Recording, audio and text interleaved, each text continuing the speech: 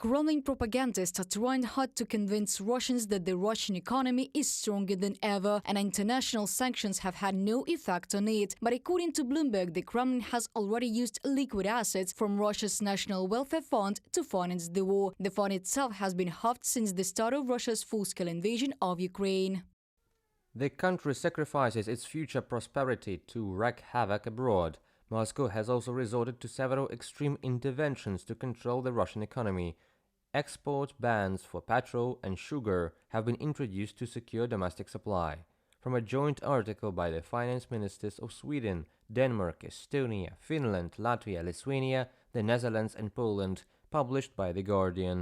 The finance ministers of the EU states emphasized that the growth rates of the Russian economy, which the Kremlin propaganda is talking about on every corner, are currently formed due to the military industry and state subsidies, and this is a sign of not a stable but an overheated economy. Against this background, the Central Bank of Russia was forced to raise the key rate once again, now to a record 18%. Earlier,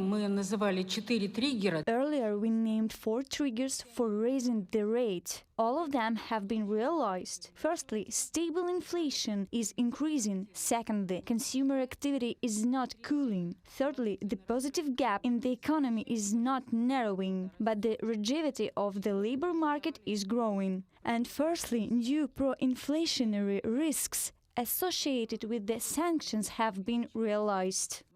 By the way, Nabiullina also talks about the overheating of the Russian economy. She said that the reserves of labor and production capacity are almost exhausted in the federation. Raising the rate to the highest level among the world's major economies is an attempt to temporarily stabilize the situation, and in order to obtain additional funds to finance the war, the Russian State Duma approved in the second reading a package of amendments that introduces the largest tax increase in the history of Russia. At the same time, civilian industries will suffer the most. They will be financed on a residual basis.